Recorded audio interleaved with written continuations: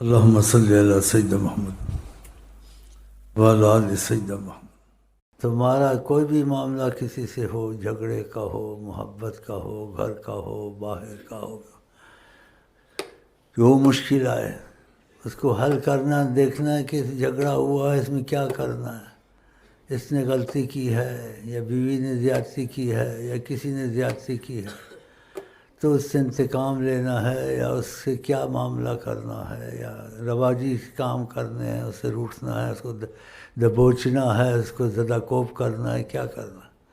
ایسے معاملے آئیں تو یہی سوچنا ہر وقت اس مسئلے میں نبی کریم کی مرضی کیا ہے۔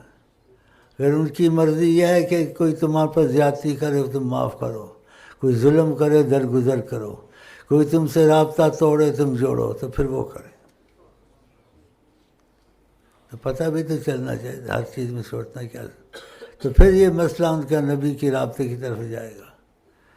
دنیا کے معاملے میں سوچنا، آخرت کے معاملے میں سوچنا، آپس میں اختلافات ہونا، بھائیوں کا جھگڑا ہونا، اس نے زیادتی کی اس نے زیادتی کی، تو قرآن میں یہ بھی ہے تم فَإِنَّ عَاقَبْتُمْ فَعَاقِبُوا بِمِثْلِ مَا عُوقِبْتُم، جو تمہارے ساتھ کرے تم بھی ویسا ہی کرو۔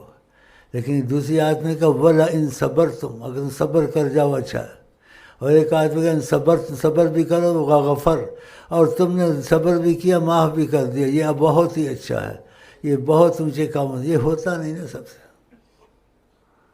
جسے یہ ہوتا ہے اس کو قرب خدا قرب رسول ہوتا ہے کہ وہ اپنی انا کا نہیں رکھتا، قربانی میں چلا جاتا۔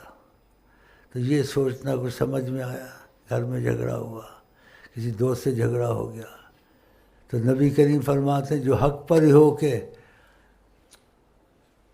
جو حق پر بھی ہو کے حق سے ہٹ جائے، میں ضامن اس کا جنت میں مکان بن رہا ہوں۔ تو آپ حق پر ہیں، وہ ناحق ہے، آپ پھر بھی اس سے درگزر کر دیں، اور جنت کے مکان کا کہیں ہمیں قبول ہے، لیکن جنت کا مکان نہ بھی ہو تو ہمیں آپ کی مرضی قبول ہے۔ جنت کا مکان بعد میں، آپ کی مرضی پہلے۔ اگر ایسی سوچ سے چلو گے تو تمہارے لیے بہت جلدی یہ معاملہ جو ہے مسافہ آپ کے اور آقا کے درمیان ختم ہو جائے گا۔ اس لیے اب بھی لوگ ایسے کرتے ہیں، پرانے ہوتے جھگڑے گھر میں ہوتے، باہر ہوتے ہیں، تو ایک دوسرے کو زیادتی یا کسی ہوتا ہے معاف نہیں کرتے، کوئی توڑتا ہے تو یہ بھی توڑتے نہیں، کہ توڑے تو یہ جوڑے، وہ اس کے مرنے جینے پہ نہ آئے یہ جائے، نہیں کرتے۔ تو کیا پڑھنے پڑھانے کا فائدہ، ادھر کا ادھر ہی رہا۔ کیونکہ طریقت قربانی ہے، طریقت میں اپنی انا چھوڑنی ہے، طریقت میں یہی سوچنا ہے جو مزاج یار میں آئے، انشاءاللہ۔